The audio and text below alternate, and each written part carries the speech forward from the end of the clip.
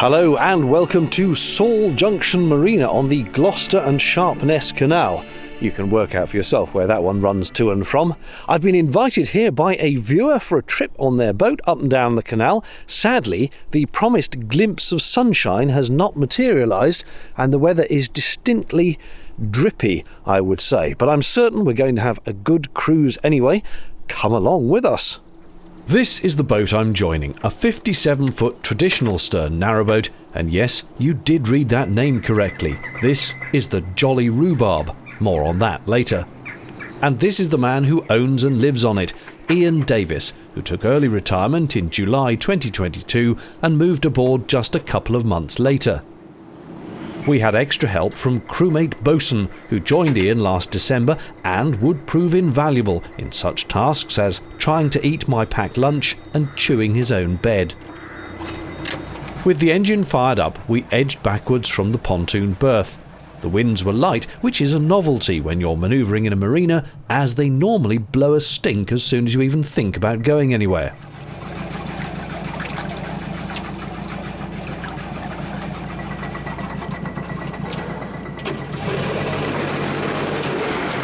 Bosun kept lookout for any other boats approaching us as we got ready to turn. He's a good dog. The engine's big for a narrowboat, 43 horsepower, and quietened by a hospital silencer, which was very pleasant.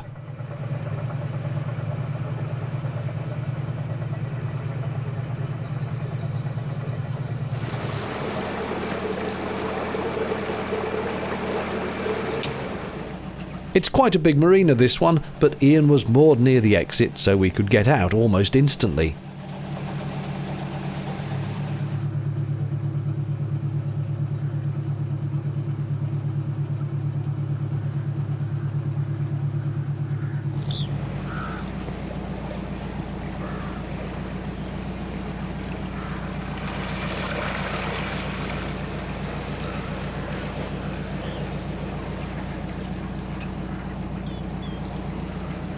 The marina swans guard the entrance against intruders. The canal arm you emerge onto is not itself the Gloucester and Sharpness, but the end of the Stroudwater navigation, part of the Cotswold canals which are being restored from disuse. I've made a couple of videos about this project and will leave links in the video description. But we only need travel 100 yards or so until we reach the junction with the Gloucester and Sharpness. It's left to Sharpness and right to Gloucester, although for practical reasons there's no immediate right turn permitted at the junction. You have to do a donut first.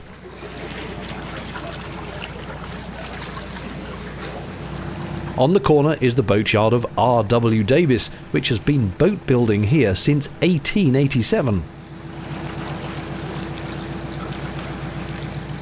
Our plan was to turn left and go southeast towards Sharpness, though we wouldn't get that far on this trip. There's the reason you can't immediately turn right, you'd thump the pedestrian bridge. It is nonetheless quite the abrupt turn left, requiring bursts of reverse to stop overshooting and some pivoting on a sixpence to miss the concrete edging. But as soon as you've done it, there's a big space where you could spin round if you wanted to head towards Gloucester. And you get a better look at the Davis boatyard, where mighty steel boats are built and repaired. That's the trip boat for the Willow Trust, which gives disabled or seriously ill folk a nice day out on the water for free. And those are just big boats. As is this, a gravel barge often seen on the River Severn, which this canal is adjacent to.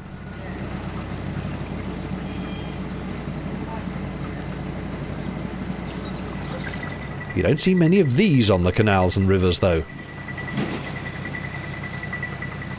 What there are a lot of on the Gloucester and Sharpness Canal is swing bridges. These are operated by bridge keepers and you're instructed what to do via a traffic light system. Red means wait, flashing red they've seen you but keep waiting, and green means go. So with us spotted by the keeper, we idled towards the bridge and waited for it to open, while the road traffic was stopped from crossing. As we wait, let's briefly pop to the towpath, where one of Santa Claus's elves wants a word. You know, the glorious thing about canals is that whether you are on a boat or on the towpath, it is such an escape from everyday life. The hurly-burly, the noise, the chaos. It is an oasis of calm. But unless, of course, you are retired and living on your boat, at some point you are probably going to have to return to normality, where everything is regimented and time is of the essence. And for that, you probably need a watch. This is my watch. It's from Holzkern, and they have kindly agreed to sponsor this video. Now, you may roll your eyes and say, David, why are you promoting watches? Well, two reasons really. Firstly, I rather like these watches, and secondly, the money means that I can buy resin and fiberglass to fix up Twiggy, as well as producing the rest of my videos. So if you like the videos, bear with me for a second while I tell you about Holzkern. They are an Austrian company, and they produce men's and women's watches as well as jewellery that largely use natural elements within them. What do I mean? Well, wood. Holzkern means wood core, as well as stones, gemstones. I know one of their watches had a bit of a leaf in it, and this one, my one, that silver dial there, that's actually a bit of meteorite. Now, because they're using those products, it means effectively every single one is unique, and they make them in small batches to ensure good quality.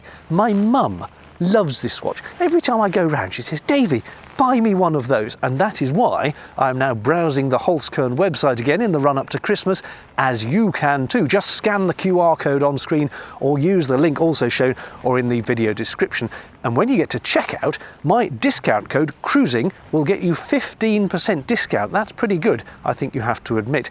Now, they offer free worldwide express shipping, and they cover all the customs costs. Plus, if you order by December the 19th, they are guaranteeing, somehow, don't know how they do it, but they're guaranteeing to get the product delivered to you in time for Christmas. So whether it's for you, whether it's for someone else, whether it's a Christmas, or I suppose Valentine's Day is coming up not long after that, whatever the occasion, birthdays, weddings, someone you know will like something on the Holzkern website. So go and have a look, have a browse, and remember to use my discount code when you order as well.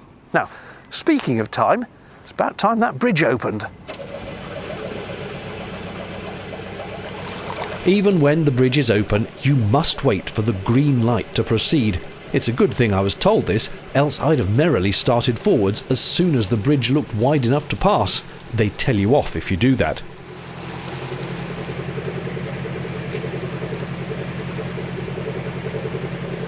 Pleasingly, the road traffic has to wait as we sail imperiously through.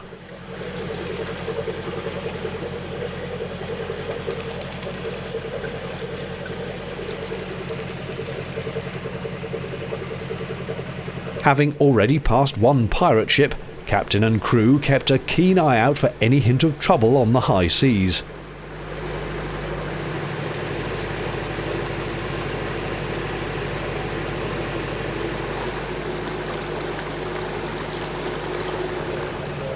Mooring on the GNS is much like any other canal. You find a suitable spot and can stop for up to 14 nights unless indicated otherwise by official signage. This is a former Cadbury chocolate factory where cocoa beans and sugar were mixed with milk into a crumb that was taken by canal boat up to Bourneville in Birmingham for turning into chocky bars and Easter eggs and all that. It's right next to another bridge, and we were on red, so approach slowly.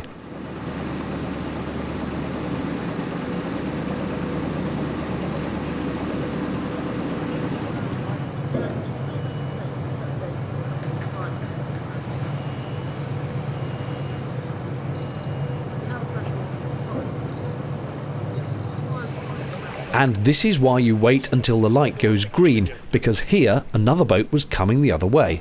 Okay, it's a narrow boat, so we could have passed each other at the same time, but that's not the done thing here. You wait your turn. These lovely folk picked their dog up so it could see Bosun properly. You'll already have noticed the GNS is a lot wider than many other British canals. It's deeper too. It was once the broadest and deepest canal in the world. That's because it was built to let large cargo ships bypass a particularly treacherous part of the River Severn en route to the docks at Gloucester. Now, like the rest of the canal network, it's mostly used by leisure boats, though there is still some commercial traffic here. discussing it.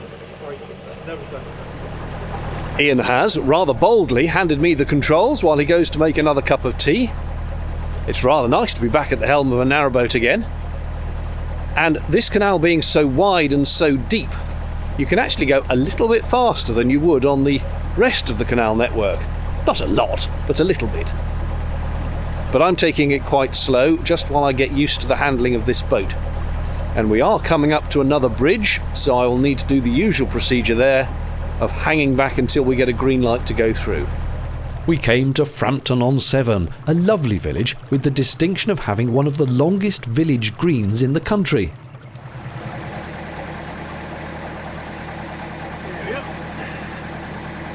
There's a rather pretty church dating from the 12th century, lots of other historic buildings, and plenty of nice local walks. Did somebody say walks? Yet another bridge opened for us by the cheerful bridge keeper.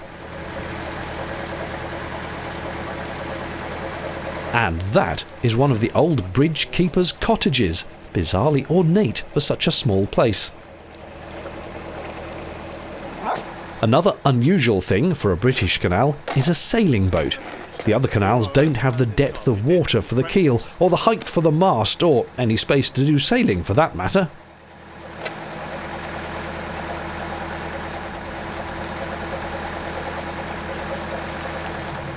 Considering this was an overcast November day, there was a surprising amount of traffic, with not one but two boats coming through the other way at this bridge. When we came through, this large boat ahead was turning around, so we followed slowly. This is a canal, slow is the watchword.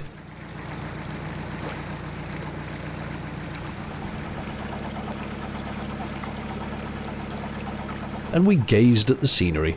The River Severn is just over there behind those trees. Behind us, another boat was clearly moving faster and gaining ground.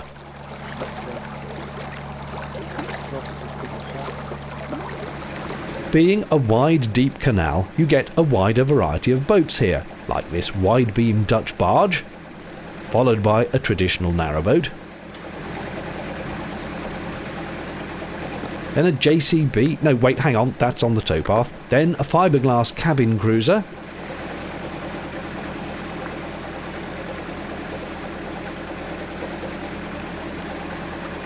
then a pair of wide-beam narrowboats, which is, I agree, an oxymoron, but that's what they're known as, because they're a wide version of a narrowboat.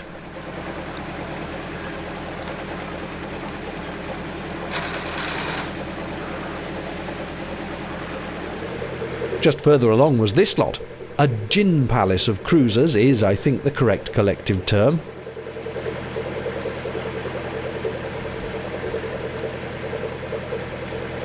You can just see the light for the next bridge is already green, so we could carry on straight through. And that boat we were paused behind pulled in, enabling us to put the throttle down a bit.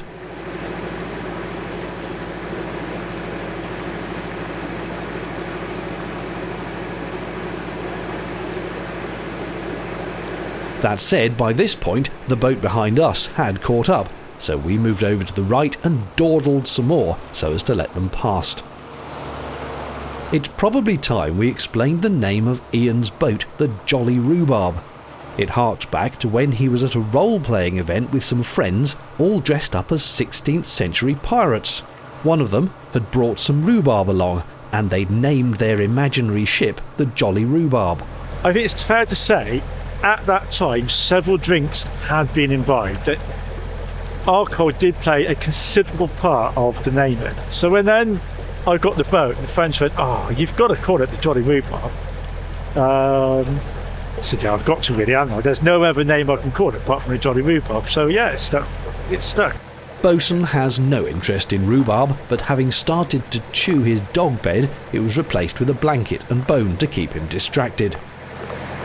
Having lived afloat for 2 years, Ian says it's quite easy to deal with the limited space. You're surprised when you live in a house how little of that house or that property you use. You kind of, you only use certain areas. When you go in the kitchen, if you were to map your footprints around the house, you would see great big gaps of space you don't use. So you don't notice the lack of space in the boat, because actually all the space you use and need is here. But there are some aspects that are different, of course, which every boater will be familiar with. You have to work at getting everything you need. You have to get your water, you have to get your power in from some solar panels or charging the batteries. You have to empty the toilets. So you have to think through everything you need and want on the boat and everything around. And I quite enjoyed that because it's problem solving. And making the best use of a small space is problem solving. I quite enjoyed that. We didn't have time to go all the way to Sharpness on this trip, so at this point we turned around. One of the joys of the Gloucester and Sharpness is it's wide enough that you can do this anywhere instead of having to find a winding hole, as on the smaller canals. Speaking of the wind, it did try to send us sideways as we turned, but Ian had everything under control. We were going for about an hour and a half and then have turned round and are now heading back towards the marina. It's starting to get a little bit chilly on the hands, so a warming cup of tea and perhaps a cheese sandwich will be in the offing.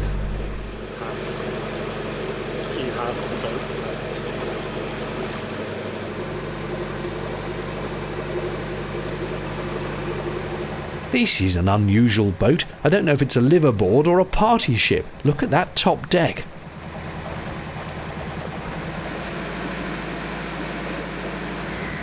And here's a boat you may recognise if you are a fan of canal boating vlogs. They've got a hugely popular channel, and with good reason.